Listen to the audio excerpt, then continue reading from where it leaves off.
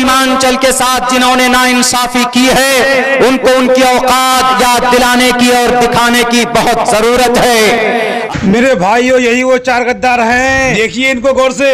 अभी पिछले बार आपने 5 सीट जिताया था, इस बार सीमांचल की धरती से कम 15 होना चाहिए, ज्यादा से ज्यादा पूरी हो तो ज्यादा बेहतर।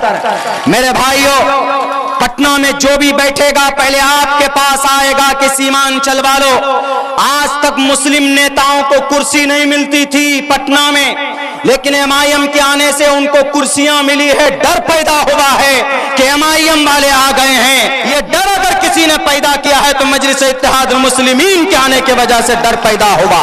इसीलिए अब वक्त है तब्दीली लाने का। ये सीमांचल सियासत का गढ़ माना जाता है। पूरे बिहार के अंदर सियासी समीकरण की तब्दीली यही से होती। इसीलिए जो भी आएगा उनसे यही कहेंगे कि हमने 1967 से लेकर आज तक तुमको वोट दिया, तुमने सीमांचल के मुसलमानों को, यहाँ के मजलूमों को, यहाँ के दलितों को डूबने के लिए तुमने छोड़ दिया।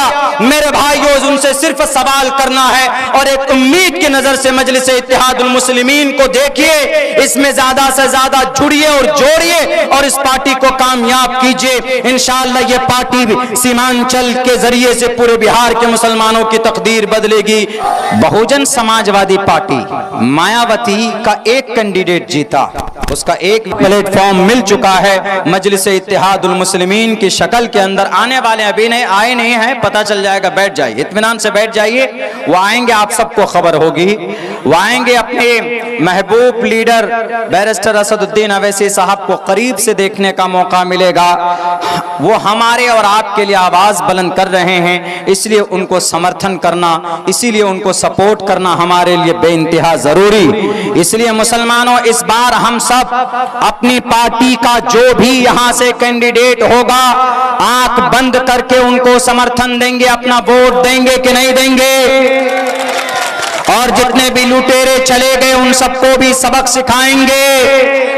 इसीलिए सीमांचल की तकदीर बदलेंगे और जो लोग सीमांचल के साथ जिन्होंने नाइंसाफी की है, उनको उनकी औकात याद दिलाने की और दिखाने की बहुत जरूरत है। अभी पिछले बार आपने 5 सीट जिताया था, इस बार सीमांचल की धरती से कम 15 होना चाहिए, ज्यादा से ज्यादा पूरी हो तो ज्यादा बेहतर।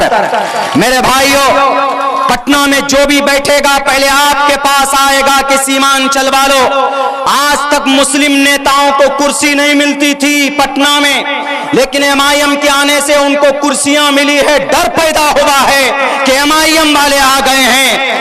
हमारे जो कि हाथ के अंदर बड़े बड़े नेता कभी नहीं गए, वो कभी मैदान में नहीं गए माइक लेकर के हमको जिताइए, हमको समर्थन कीजिए, लेकिन आज पसीना बहाते हैं माइक लेकर। ये डर अगर किसी ने पैदा किया है तो मजलिस इत्तेहादुल मुस्लिमीन के आने की वजह से डर पैदा हुआ। जब तक आपकी सियासी क़यादत आप मजबूत नहीं करेंगे, सियासी लोग मैदान में नहीं आएंगे, आपका बच्चा बेटा सियासत के मैदान में नहीं आएगा, तो आपका वोट लेकर बिरयानी के मसाले के तरह आपका इस्तेमाल किया जाएगा। इसीलिए अब वक्त है तब्दीली लाने का। यह सीमांचल सियासत का गढ़ माना जाता है। पूरे बिहार के अंदर सियासी समीकरण की तब्दीली यही से होती। इसीलिए जो भी आएगा उनसे यही कहेंगे कि हमने 1967 से लेकर आज तक तुमको वोट दिया, तुमने सीमांचल के मुसलमानों को, यहाँ के मजलूमों को, यहाँ के दलितों को डूबने के लिए तुमने छोड़ दिया।